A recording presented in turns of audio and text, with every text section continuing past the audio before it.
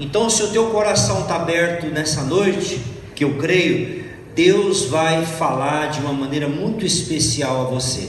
Amém? Amém. Eu quero convidar vocês, vamos abrir a nossa Bíblia no Salmo de número 81. Nós vamos ler o versículo de número 16. Salmo 81, verso 16. O tema da nossa pregação nessa noite é doçura da dureza. Doçura da dureza.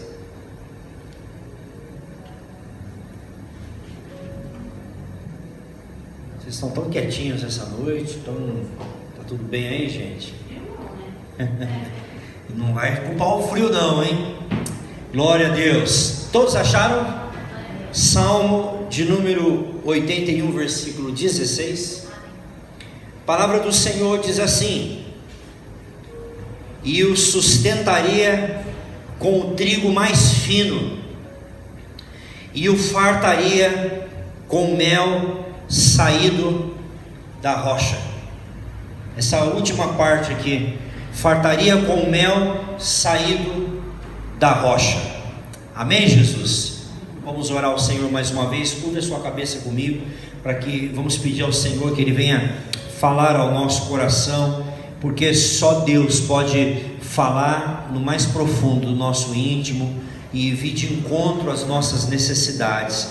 Eu peço nessa noite, Pai, que o Senhor venha falar ao nosso coração. Usa a minha vida pela Tua misericórdia, pela Tua graça, Senhor. Eu venho aos Teus pés agora pedir a Deus que Jesus fale ao nosso coração. Em nome de Jesus é que eu te peço. Amém e amém.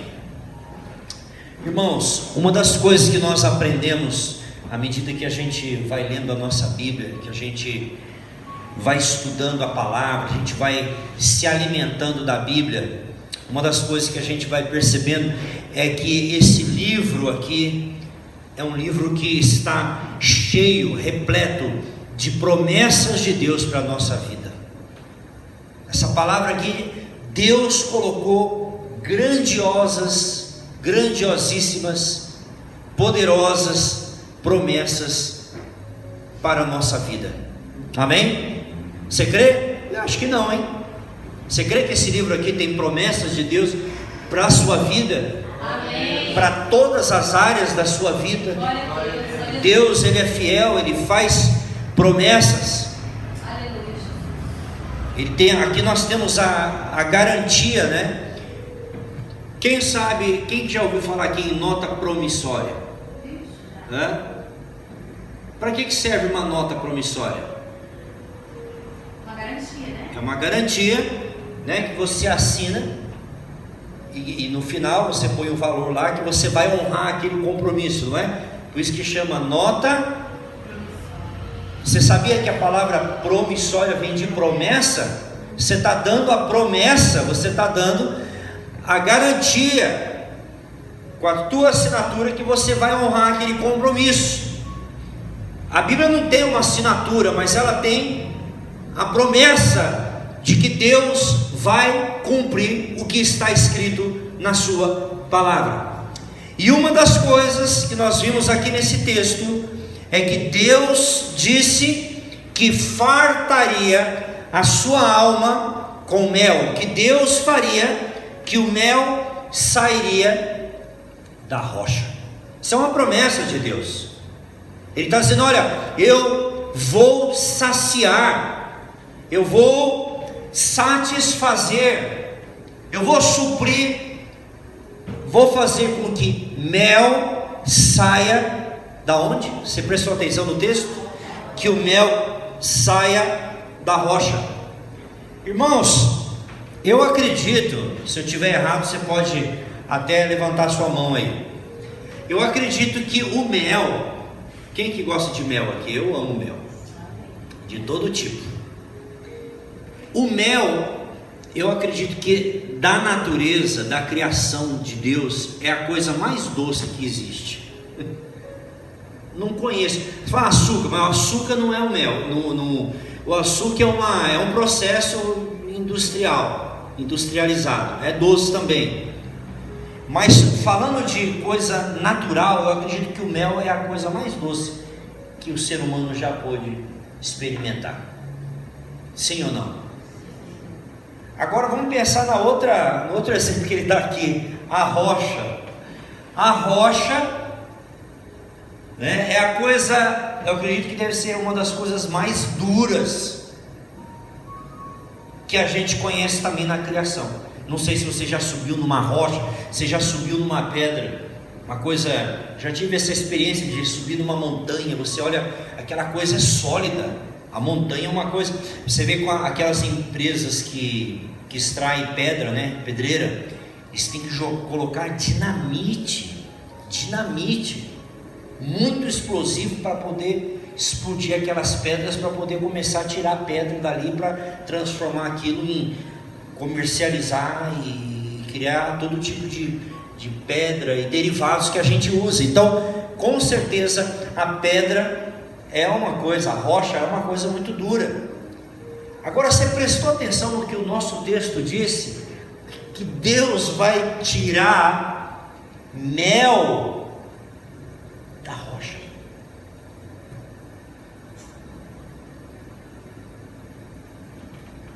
Coça a sua cabeça aí. Como é que tira mel da rocha? Como é que tira mel da rocha?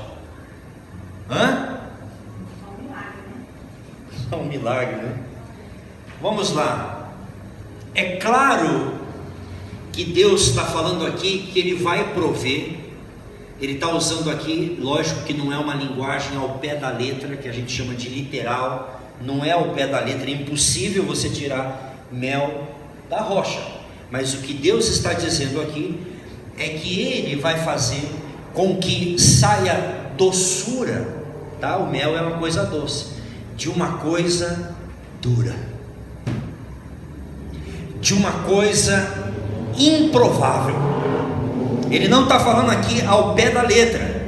Por quê? Quando nós falamos de tirar mel, nós tiramos mel de onde? Nós tiramos mel de um pote, nós tiramos mel de um favo. É onde fica o mel da abelha, fica no favo.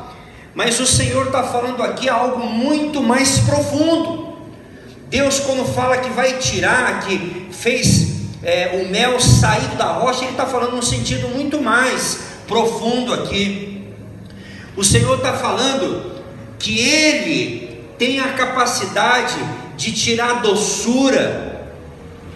Deus tem capacidade de te alimentar das experiências duras da sua vida, que das coisas duras da sua vida, da rocha, das experiências mais duras, Deus tem essa capacidade de usar aquilo que é negativo, aquilo que é adverso, aquilo que é contrário, aquilo que você fala, não tem jeito, pastor, eu estou numa situação, né, numa sinuca de bico, eu estou numa situação que não tem saída, mas Deus, Ele está fazendo uma promessa para você aqui hoje à noite: eu vou tirar mel, eu vou tirar doçura dessa situação da tua vida, que você diz que é rocha, que é dura, que é improvável. Deus pode fazer isso. Vamos falar aqui sério, vamos falar real aqui. Quantas vezes você não orou pedindo a Deus que Ele mudasse algumas coisas na sua vida que são inconvenientes? Será que é só eu? Deus, faz um milagre nessa área aqui, Pai. Senhor, toca no coração duro do fulano, da ciclana. Senhor, faz uma obra. Senhor, tira essa situação. A minha esposa cantou um hino aqui, né? Mais perto quero estar. Um louvor de consolo. Esse louvor foi no momento de rocha na vida do autor. Perdeu a família, era um advogado em Chicago, teve um antigo incêndio que ficou conhecido, teve até um filme que a irmã deve lembrar, um filme chamado O Vento Levou, conhecido, né? mostra o incêndio que teve em Chicago, um filme, é um clássico. Foi o Sofremos com Jesus. Hã? Você não cantou esse não? Sim, não cantei Sofremos com Jesus, cantei mais perto que ajudar. Ah tá, então é esse É aí. a melodia parecida, né? Sou feliz com Jesus. Esse louvor aí. Esses louvores, na verdade, essa maioria desses louvores que a gente sente que fala profundamente, foram louvores que foram produzidos na dor. Então, quando a gente começa a falar de dor, quando a gente começa a falar de rocha, a conversa é outra, né? Então a gente começa a falar de coisas mais profundas. Porque talvez você esteja aqui hoje à noite carregando uma rocha na sua vida. Talvez tenha uma pedra diante de você, que você está dizendo: Deus, tira essa situação da minha vida, tira essa circunstância. E pode ser que Deus tire, mas pode ser que Deus também venha querer fazer um milagre ainda maior, que é tirar a rocha, tirar a doçura, tirar alguma coisa boa dessa situação. Mas eu tenho certeza, se você é como eu, um ser humano, você já deve ter orado a Deus para tirar, remover essa situação da sua vida. Para falar a verdade, a gente não gosta de passar por momentos de estreito. Nós não gostamos de lugares duros na nossa vida. A gente gosta de lugares mais amenos, mais tranquilos, mais confortáveis, né? E às vezes a gente está passando por isso. Poxa vida, eu estou passando uma situação dessa. Olha, nós não gostamos das rochas, mas elas são necessárias na nossa vida. Nós não gostamos desses lugares duros, mas eles são importantes na vida de um servo, de uma serva de Deus. Se você vê um cristão que não passa por rochas, é um crente fraco. É um crente fraco. É um crente sem compromisso com Deus. É um crente sem raiz. É que hoje fala, é um Nutella. É o docinho. Eu nem gosto de Nutella. É muito doce para mim, é muito artificial. As meninas gostam, deixar comer o pote inteiro. Né, dona Agatha? Né, Duda? Aliás, você foi viajar, deixou um pote com chocolate lá que nem o cão tirava aquele. Eu vou deixar esse negócio. Tem super bom nesse chocolate, não é possível. Eu não vou ficar me matando para lavar esse negócio. Entende? Então, assim, nós não queremos, a gente faz de tudo para se safar do problema, para sair desse lugar duro na nossa vida. Mas eu quero te dar aqui alguns exemplos bíblicos de que grandes homens de Deus, presta atenção nisso que eu vou te falar, grandes homens e mulheres de Deus foram forjados na rocha, e não no lugar de prosperidade e no lugar de tranquilidade. Deus forjou, Deus preparou, Deus talhou grandes homens da Bíblia que nós admiramos hoje, que a gente tem como nossa referência, como nosso exemplo. Foram pessoas que foram quebradas, foram lugares, pessoas que foram forjadas nesses lugares duros. Vou dar exemplo para você aqui, um deles, José. Quem que já ouviu falar aqui de José no Velho Testamento? José ficou 13 anos, só viu rocha na vida dele. Durante 13 anos José lidou com pedreira, só quebrou pedra. Foi odiado pelos seus irmãos, foi vendido para o Egito. Você imagina a experiência desse rapaz jovem, 17 anos, idade aí dos meninos aí, 16, 17, 18 anos. Foi vendido para o Egito. Agora você imagina você ser afastado de repente da sua família. Imagina os momentos que José sentiu de rejeição. Fui rejeitado pelos meus próprios irmãos, que jogaram ele no poço, no buraco lá. E se eu não me engano foi o Rubem, um deles disse: não vamos matar não, poxa, vai matar, vai tirar a vida dele, vamos vendê-lo. E foi vendido para um país que não era dele, a língua não era dele. Tenho certeza que aquele José chorou muito. Tenho certeza que José, naquelas noites de estrelada, ficava olhando para aquelas estrelas, imaginando: acho que nunca mais eu vou ver a minha família, nunca mais eu vou ver meu pai, nunca mais eu vou poder, porque os meus irmãos me rejeitaram, me venderam por 30 moedas. Se sentiu preterido, foi colocado para trás, foi esquecido. E aí conseguiu um emprego na casa de Potifar. Potifar colocou ele responsável por todas as coisas. A única coisa que ele falou que ele havia proibido José era da alimentação e de tocar na sua mulher. Mas a mulher desse Potifar não valia nada. Ficava ali tentando. José devia ser um rapaz muito bonito, ficou ali cortejando ele, cortejando. E José sempre saindo fora. José não queria pecar, José não queria fazer o errado. Aí o que ele faz? A mulher percebe que ele está sozinho um dia na casa, devia ser uma casa muito grande, com muitos empregados. A mulher prepara o ambiente, talvez chamou José lá no quarto. E quando José menos esperou, a mulher talvez tenha se despido ali na frente dele. E foi para cima de José. Vamos falar real? José poderia dizer: ninguém está vendo, minha família está longe pra caramba e eu estou aqui esquecido no nada, vamos para cima. Mas José falou: jamais eu pecaria contra o seu marido, que me deu essa incumbência de cuidar aqui de todas as coisas, e contra o meu Deus, porque Deus está me vendo.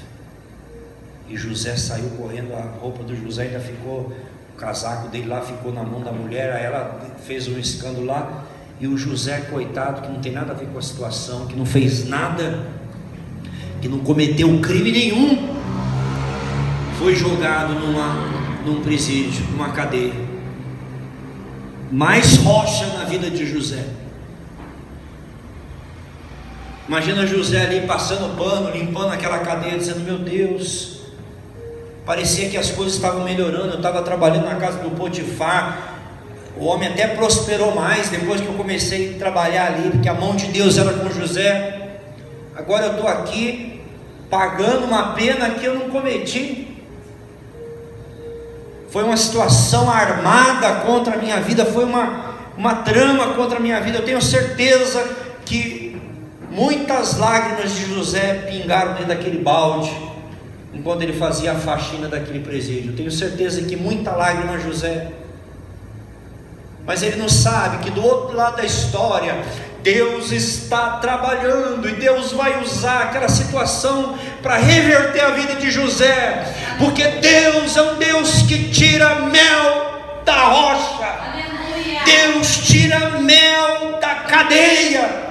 Deus tem a última palavra, e Ele está tecendo. José não sabe, mas Deus está costurando a história, e ele tem que passar por isso. Essa experiência de José, por mais dura, está sendo um preparo para o que Deus quer fazer na vida de José. Aleluia. José não sabe, mas Deus está preparando ele para ser o segundo homem mais importante no Egito. É como se Deus dissesse: aguenta firme em José, não abre mão, não joga a toalha, não desiste, seja perseverante, seja totalmente perseverante, seja comprometido, que você vai ver o que eu vou fazer através da sua vida. E quando chegou o tempo de Deus, quando chegou o tempo certo, Deus transformou José no homem que ele queria, fez as mudanças, os ajustes que ele queria fazer na vida de José. Porque às vezes, se Deus não muda a tua circunstância, é porque Ele está querendo mudar você primeiro. Às vezes Deus não muda o cenário, porque Ele está focando em nós. Nós somos uma obra em construção. Às vezes a gente está preocupado com a obra de Deus e Deus está preocupado com o obreiro, né? Às vezes Deus está preocupado conosco.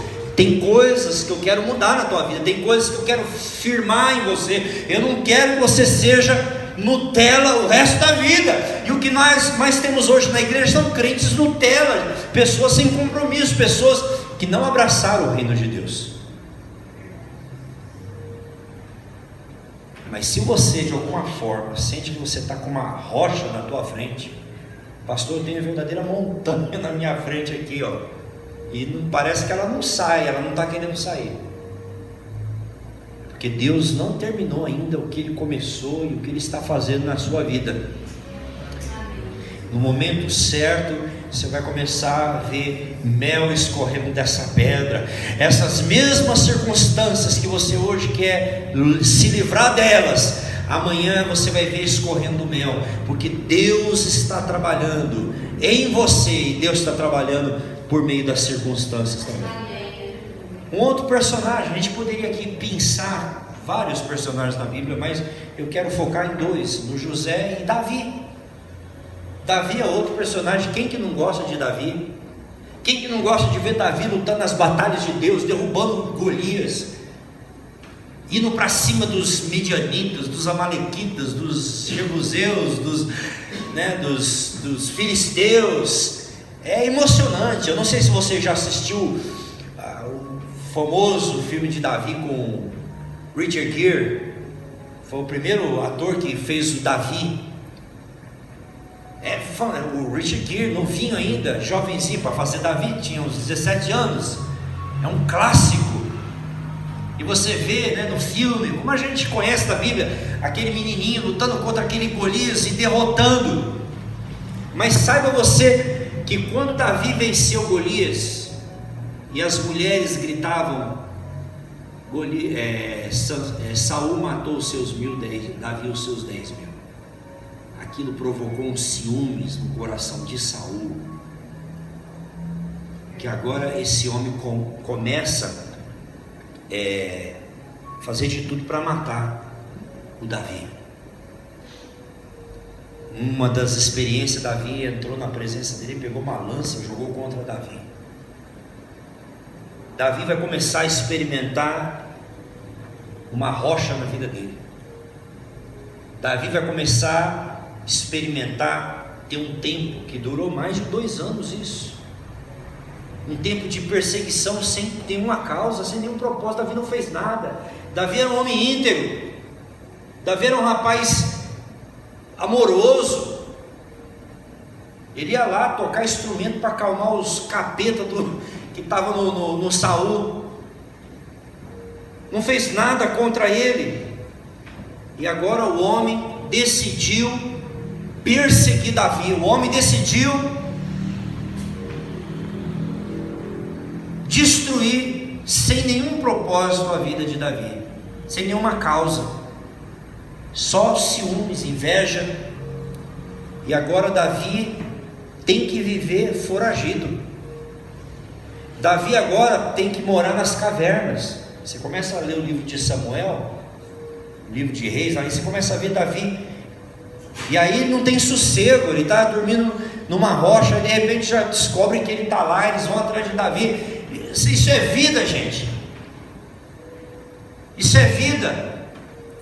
Viver escondido como um bicho,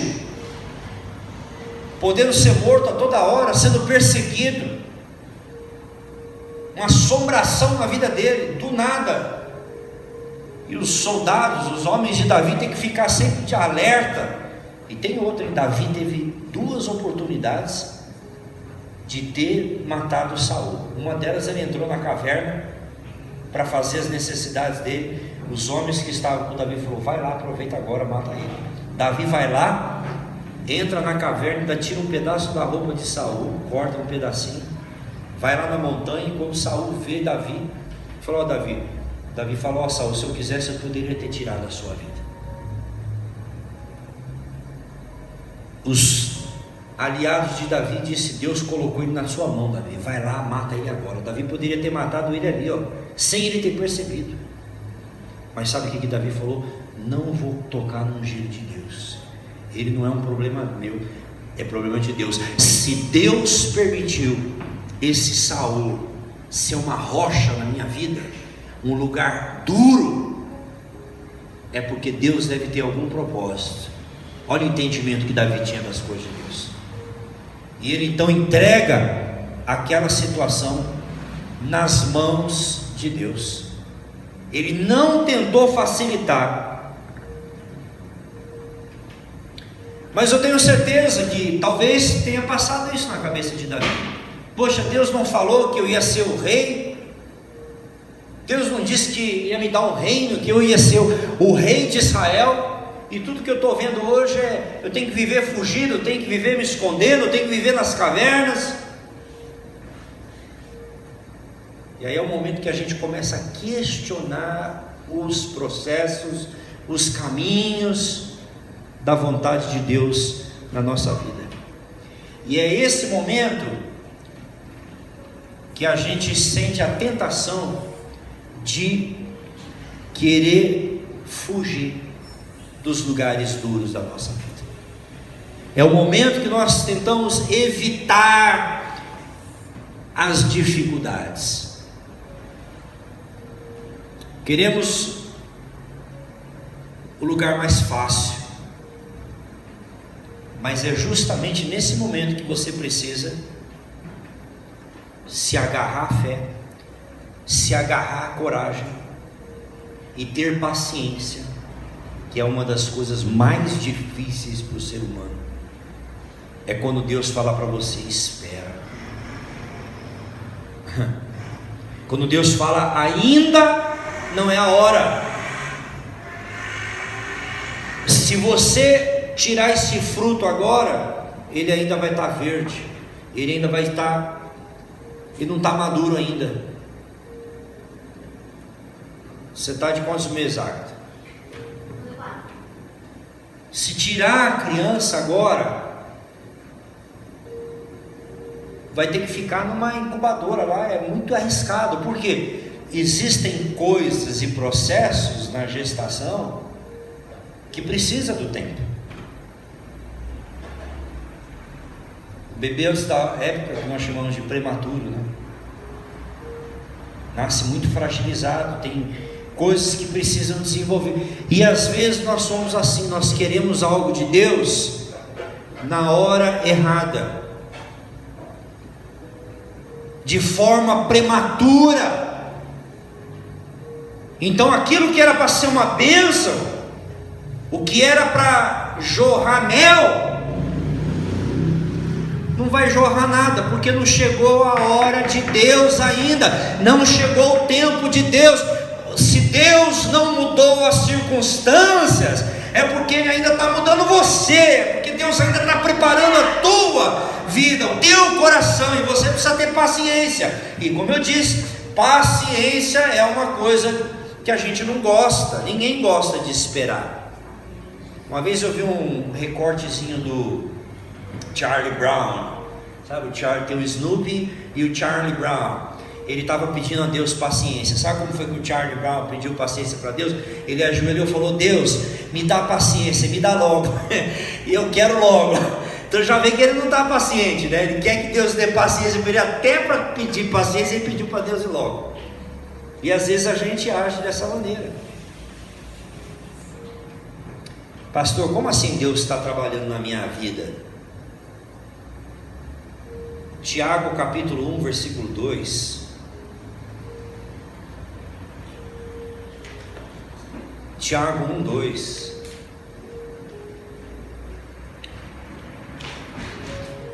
Ele vai explicar por que a gente tem que se alegrar com as rochas da nossa vida. Tiago capítulo 1, versículo 2 diz assim: meus irmãos, tende grande alegria quando enfrentardes várias tentações, várias provações.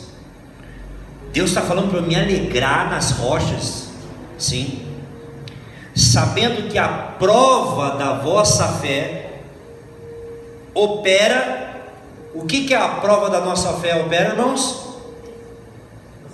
Paciência. Minha versão fala paciência, perseverança. Tenha, porém, a paciência a sua obra perfeita, para que sejais perfeitos e completos, sem faltar em coisa alguma. Então Deus está dizendo o seguinte, que a paciência vai produzir algo em você, algo em mim, que vai ser aperfeiçoado, e nós seremos crentes, que ele chama aqui de perfeitos, né? Que na verdade é maduros e completos. Deus quer nos fazer habilitados para toda e qualquer circunstância. Você entendeu? Essa paciência que você não está gostando é o que vai te aperfeiçoar, é o que vai te habilitar para você saber enfrentar os desafios novos. Então, por exemplo, eu com meus 20 anos era muito impaciente.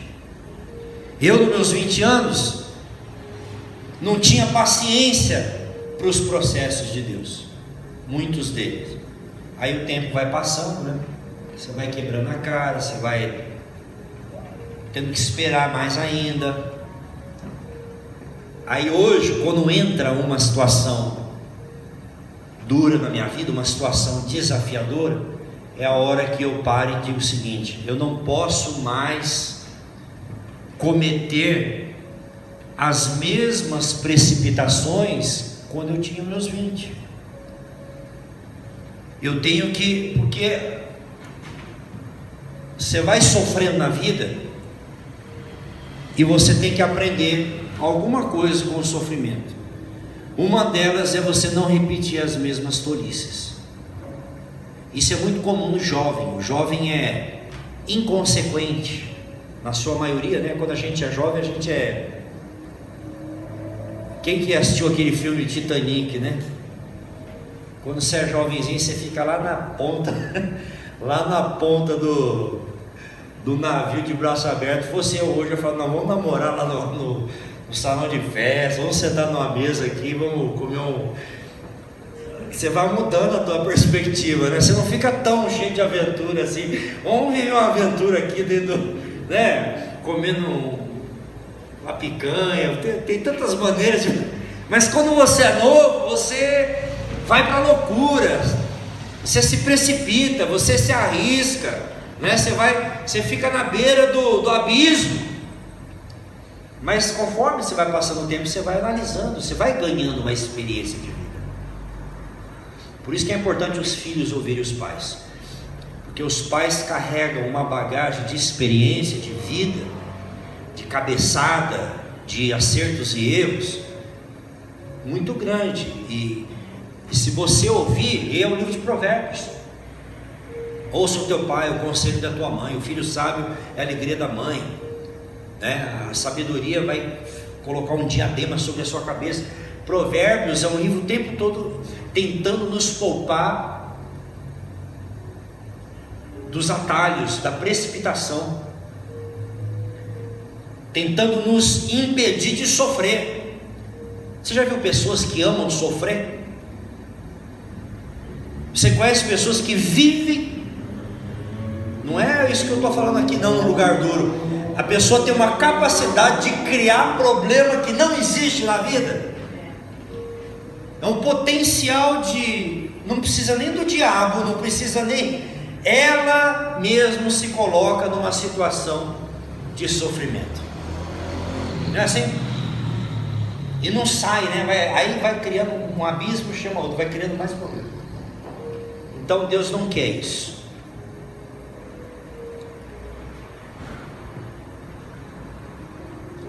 Nós precisamos entender que as tribulações, elas não existem para nos destruir. As tribulações, elas existem para trabalhar a nosso favor. A gente tem que olhar ter uma perspectiva aqui hoje diferente. Se você consegue ver mel saindo da rocha, você tem que entender a pregação que eu estou fazendo aqui hoje. É só crente mesmo que consegue ver mel sendo tirado da rocha. Então, se você é crente igual eu, que acredita em coisas muito loucas, né? Que acredita no poder de Deus, que acredita na palavra de Deus, então você está entendendo o que eu estou falando aqui. Que nós não enxergamos as tribulações como uma coisa para nos destruir, mas muito pelo contrário, para serem usadas a nosso favor. Então Deus não quer que você fique, o que Tiago está querendo dizer é que Deus não quer que você fique correndo em volta das muralhas, das rochas do seu problema, ou simplesmente dizer que elas não existem, né? Ou ficar parado. Não, Deus quer que você espere nele, que você espere no Senhor, porque é Deus quem vai remover rocha. Só Deus é que pode tirar as rochas da nossa vida. Só Deus podia tirar José daquela prisão. Só Deus poderia aplacar a ira do Saul. Só Deus pode mover as rochas da nossa vida. E nós temos que então permanecer.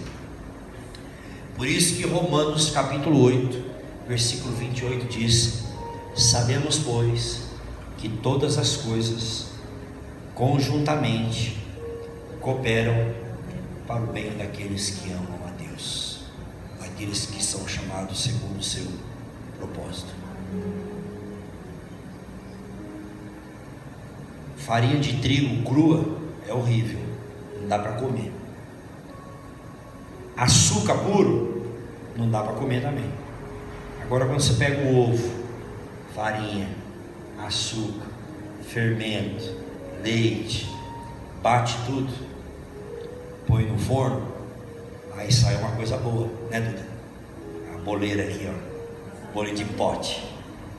Quem quiser bolo de pote é a Duda, ela faz uns bolos de pote maravilhosos.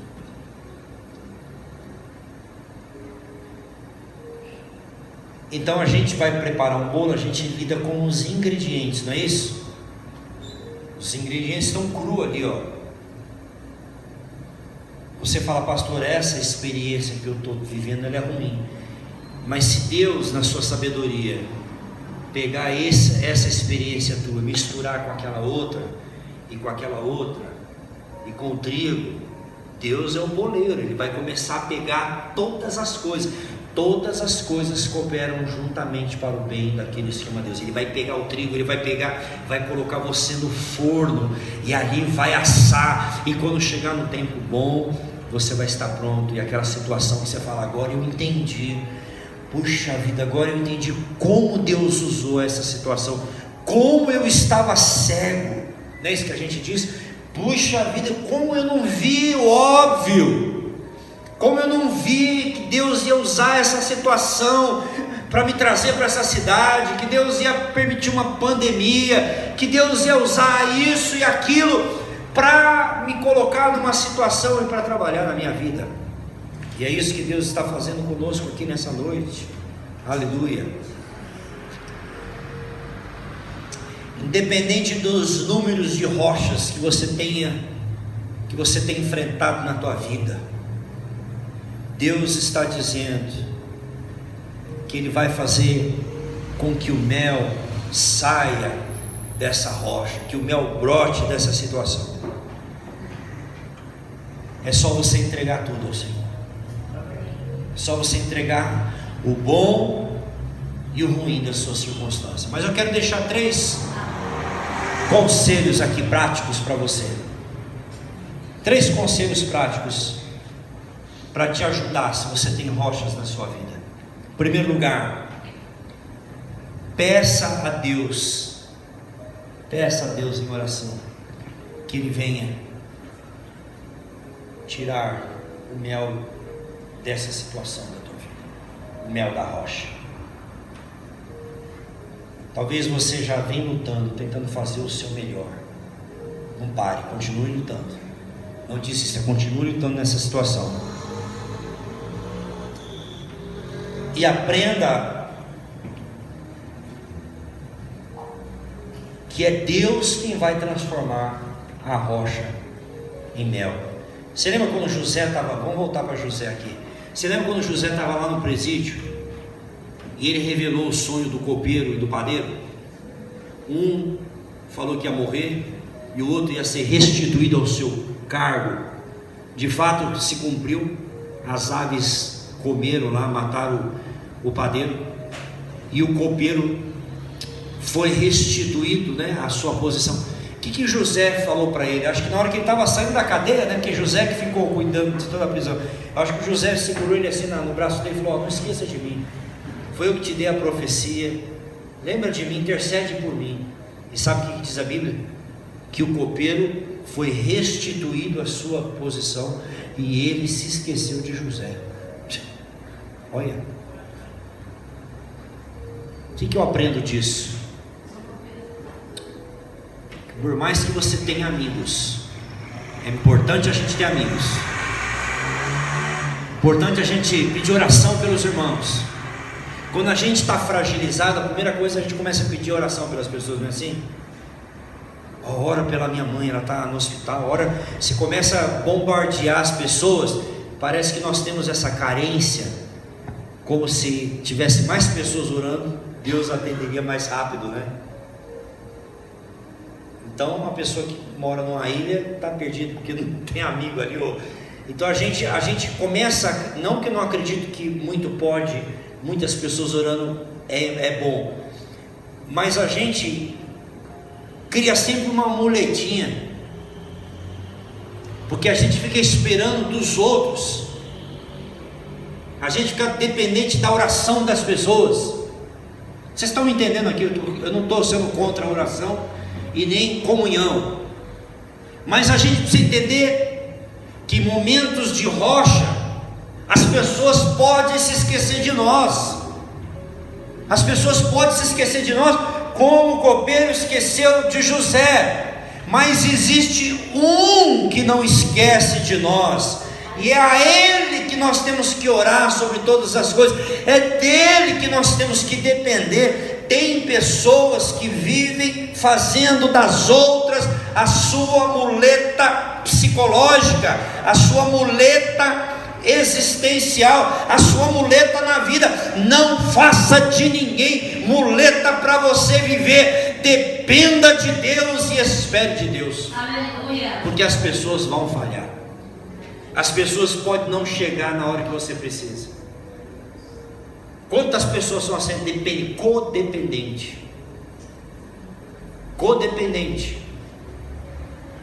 Se bobear, não toma um copo d'água se não tiver o outro. Não, você está numa situação de doença, enfermidade, você precisa de alguém te ajudar, mas eu estou falando na vida. E a gente tem que aprender a transferir isso para Deus. Vocês estão me entendendo? Amém. A gente tem que aprender a transferir as rédeas da nossa vida para Deus. Marido e mulher são parceiros, sim, mas sobre todas as coisas, a sua dependência tem que ser de Deus.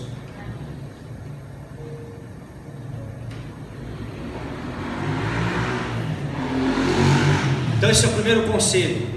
Peça para Deus, para que Ele faça o mel sair da rocha. Segundo, não desista de fazer o bem e o certo, independente de qualquer situação. Não mude os seus princípios, não mude os seus valores, não se adapte a nada que não seja a palavra de Deus. Sabe o que Paulo fala lá em Gálatas? Esse foi um dos versículos primeiro que eu aprendi na minha vida cristã, Gálatas 6, 9. E um dia eu fui perguntar para o meu pastor o que significava esse texto. Ele fala assim, ó, Gálatas 6, 9: e não nos cansemos de fazer o bem. Não nos cansemos de fazer o bem, porque a seu tempo, Gálatas 6, 9, que a seu tempo ceifaremos, se não houvermos desanimado, desfalecido. Não nos cansemos de fazer o bem, Por que ele está falando isso? Porque é cansativo fazer o bem. Muitas vezes você faz o bem, a pessoa te paga o bem com o mal. Não é cansativo isso? Aí você fala, deixa pra lá, meu, estou fazendo o bem, estou sempre fazendo certo, fazendo o correto, a pessoa não corresponde, vai plantar batata, chega. Não cansemos de fazer o bem, porque ao seu tempo, o que vai acontecer ao seu tempo? Ceifaremos. Ele usa o princípio da semeadura e da colheita. Ele está dizendo o seguinte: continue plantando semente do certo e do bem, porque Deus fez a vida de uma maneira que o mundo gira, e aquilo de bem que você plantou, você vai colher. Se não é pensamento positivo, é um princípio que Deus colocou no mundo. Quando você planta amor, você vai colher amor. Quando você planta oração, você vai colher resposta. Quando você planta fidelidade, você vai colher fidelidade. Esta lei é inexorável sobre todas as criaturas. Amém. Quando você planta fidelidade, você vai colher lealdade. Quando você planta verdade, você colhe verdade. Aleluia. Isso se não houvermos, a minha versão fala desfalecido, porque o autor sabe que plantar o bem às vezes é dureza. Quantas vezes, irmão, Jesus fez o bem para uma pessoa e os homens fizeram de tudo para transformar aquele bem de Jesus no mal. Jesus curou um homem de mão ressequida, libertou, e os religiosos estão preocupados se Jesus quebrou o sábado. Olha a situação, como eles usam aquela situação para atacar Jesus, para perseguir Jesus. Jesus falou: se você tiver uma ovelha e ela cair no buraco no dia de sábado, você não vai socorrer? Muito mais eu, será que eu não vou socorrer as minhas ovelhas, que são as vocês? Mas eles estavam sempre transformando o que Jesus fazia, sempre intoxicando, né? É intoxicando mesmo, sempre transformando uma coisa tóxica, sempre envenenando aquilo que era puro, aquilo que era legítimo, sempre transformando aquilo em mal, sempre mal intencionado, sempre caluniando. E às vezes é difícil você continuar agindo com o bem quando você é preterido, quando você é mal interpretado, ou quando você é caluniado, né? Como é que a gente se sente quando alguém fala mal da gente, ou quando nós somos atacados? A nossa tendência é se defender. Mas olha que interessante, Jesus, aleluia, Jesus nunca fugiu dos lugares difíceis. Jesus, por ser filho de Deus, nunca pediu que fosse facilitado as coisas para ele. Ele ficou 40 dias no deserto, sendo tentado pelo diabo, sentindo fome. E o diabo não diz para ele: se você é filho de Deus, pede que essas pedras se transformem em pães. Jesus poderia transformar, irmãos, aquelas pedras em pães ou não? Lógico que ele poderia. Jesus não poderia fazer assim, descer anjos do céu e tirar ele ali da cruz? Poderia, não poderia? Ele não poderia ter dito assim: chega, pai, eu não vou passar por essa cruz não, por essa raça que não vale nada. E tem outro, ele não tinha que dar satisfação para ninguém, porque ele que é o Criador. Minhas regras, minha casa, minhas regras, isso aqui é tudo dele, ele não tem que dar satisfação para ninguém. Ele poderia fazer assim, ó, igual você mata um inseto assim, ó, acabar com tudo. Mas em momento algum Jesus tomou o atalho, em momento algum Jesus subiu ao trono através de um atalho. Pelo contrário, a Bíblia diz que ele se humilhou em tudo, e ele se fez em forma humana, e se fez em forma de servo, porque ele se humilhou, porque ele não buscou atalho, porque ele não fugiu dos lugares duros. Deus o exaltou sobremaneira e deu a ele um nome que está acima de todo nome, e ao nome de Jesus todo joelho se dobrará, nos céus, na terra e debaixo da terra. Você entende que ele segurou firme? Porque Jesus sabia que ele estava fazendo a vontade do Pai.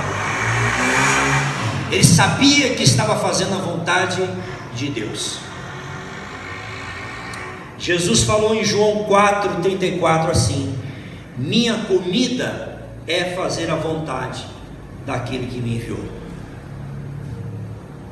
A minha comida é fazer a vontade. Jesus estava com fome. Os discípulos foram lá buscar comida para ele enquanto ele estava com a mulher samaritana conversando. E eles chegaram e disseram: mestre, come. Aí Jesus responde: a minha comida é fazer a vontade do meu Pai. Os discípulos não entenderam nada, igual o Billy, não entenderam nada. Falou: será que alguém veio e deu comida para ele? Ele está falando num nível espiritual. Ele está dizendo que o que alimentava ele era estar fazendo aquilo, estar se encontrando com pessoas que precisavam da verdade. Aquilo era o alimento para a sua vida. E por último, o último conselho que a palavra de Deus nos dá. Você está aberto a sua Bíblia no Salmo? Volta um pouquinho antes, o Salmo 75. Você estava no Salmo 81, volta para o Salmo 75, para a gente terminar. Salmo 75, versículos 6 e 7, diz assim: porque nem do Oriente, Salmo 75, 6, porque nem do Oriente, nem do Ocidente, nem do deserto vem a exaltação, mas Deus é o juiz. A um abate e ao outro exalta. Terceiro conselho para você, baseado nesse versículo aí: se entregue totalmente a Deus e espere, aguarde pela exaltação que vem dele. Amém? O autor está dizendo aqui: não vem do deserto, não vem do Ocidente, não vem do Oriente, a exaltação vem de Deus. Se Deus permitiu que hoje você estivesse vivendo debaixo da sua mão, a Bíblia diz para nós nos humilharmos debaixo da sua potente mão. Aqui está você. Deus está dizendo: você está numa situação de humilhação, se humilhe debaixo das mãos do Senhor, porque ao seu tempo Ele vos exaltará. Aquele que está embaixo sobe, quem sobe desce. É isso que Deus vai fazer na sua vida. Você está sendo humilhado, você está enfrentando lugares duros na sua vida, continue se humilhando diante de Deus e espere a exaltação que não vem do Oriente, não vem do deserto. Deus está dizendo: não olha para lugar nenhum, não olha para cima. A tua exaltação vem do alto, e é debaixo dessa mão poderosa que nós temos que nos humilhar. É debaixo dessa mão que nós temos que nos colocar nessa noite. O que você precisa vem de Deus, está em Deus. Não fique esperando o teu patrão te reconhecer. Não fique esperando do homem. Não fique esperando das circunstâncias. Espere de Deus. Dobre o seu joelho e peça para Deus. É dele que vem. Ele pode usar o homem, ele pode usar o teu patrão, ele pode usar o pai, a mãe, a circunstância que for, mas aprenda que o seu negócio é com Deus, não é com o homem. Minha esposa fica aqui, né? Será que fulano vai vir no culto? Não vem, né? A gente fica naquela apreensão. Sabe de uma coisa? Eu não espero nada de ninguém, eu espero de Deus. Essa igreja vai encher quando Deus quiser que ela enche. Uma coisa eu sei: todo domingo eu vou estar aqui pregando a palavra verdadeira de Deus, e enquanto houver pessoas amantes da palavra e gente sedenta, porque eu não fico pregando aqui para entreter ninguém, e nem pregando porque as pessoas gostam de ouvir. O meu compromisso é com a palavra de Deus, e se Deus quiser que fique pequeno, que fique pequeno. Se Deus quiser encher, que enche. Mas uma coisa eu sei: a exaltação que eu desejo vem do Senhor, não vem de ninguém não vem de palavra. Gente diz, domingo eu vou estar no culto, não vem. Outro fala, vou, quarta não aparece. Eu estou esperando em Deus, e é dele que eu espero. É Deus. E isso serve para você, em todas as áreas da sua vida. Fale com Deus, espere de Deus. Que às vezes, a gente fica aqui, não, vamos fazer uma igreja bem agradável. Lógico, nós somos sinceros aqui, mas eu não tenho que ficar aqui medindo palavra ou tentando entreter ninguém não. Já estou muito velho para isso, a minha barba está muito branca para ficar fazendo média com ninguém. Eu sou o que eu sou, quem me conhece sabe como que eu sou, não preciso ficar passando mel na chupeta não. Aí eu tenho que tomar cuidado, porque eu falei uma coisa aqui de oferta, a pessoa se ofendeu, então vai para outra igreja. Eu vou pregar o que a palavra de Deus, aquilo que minha mulher falou aqui sobre oferta, é compromisso. E vou falar mais para você, não é só oferta, em tudo. Se você não é fiel à sua igreja, você não está sendo fiel a Deus. Durma com esse barulho. Se você não é fiel em participar, em somar, em ajudar, em contribuir. A irmã chegou aqui mais cedo, já dei a vassoura para ela. Pastor, quer que faça alguma coisa? Quer, pega a vassoura aqui e vai. Aí a irmã vai ficar chateada porque o pastor deu a vassoura, então não está pronto para servir. Se não está pronto para servir, você não tem, Jesus não é o teu Senhor. Porque uma das coisas que a gente aprende no reino de Deus é servir. Cheguei aqui na igreja, comecei a ajudar, o João começou a varrer, eu passando pano. Você entende? Isso não é... Isso é um privilégio, poder servir, fazer as coisas para Deus. Que geração de crente é essa? Eu estava falando para minha mulher, quando eu me converti em 1988, alguns daqui nem existiam ainda. Se o pastor tivesse começado o culto, você não podia entrar na igreja, tinha que ficar na porta, esperar ele terminar de fazer a oração e entrar. Senão o chicote estalava. Meu pastor era linha dura. Hoje, não vou mais na igreja porque o pastor não me cumprimentou, porque o irmão não sei o quê. Você entende o que aconteceu com essa geração de crente? Que tudo se dói, tudo se escandaliza, tudo não sei o quê. Eu quero culto de manhã, não quero à noite, eu quero não sei o quê. Dá a impressão que aqui é um balcão de serviço e que a gente está aqui que eu sou garçom. Não sou garçom não, querido, eu sou profeta de Deus. Quando eu estou falando aqui, a palavra de Deus está sendo pregada. É a palavra de Deus. Receba e leve para você a palavra de Deus. Que aqui é uma coisa, esse ministério tem compromisso, é com a Bíblia, é com a palavra de Deus. Ensinar, explicar. Você quer crescer na fé? Você quer aprender o Evangelho? Vamos caminhar junto. Nós estamos aqui super dispostos a discipular e ensinar. Então eu creio que da mesma forma Deus trabalha nas circunstâncias da sua vida. E Deus com certeza vai te fortalecer. E esses lugares duros vão produzir o mel que você já tem falado com Deus, e Deus vai fazer as circunstâncias mudarem na tua vida. Talvez Ele esteja ainda mudando você. Feche os seus olhos, curva a sua cabeça, vamos orar.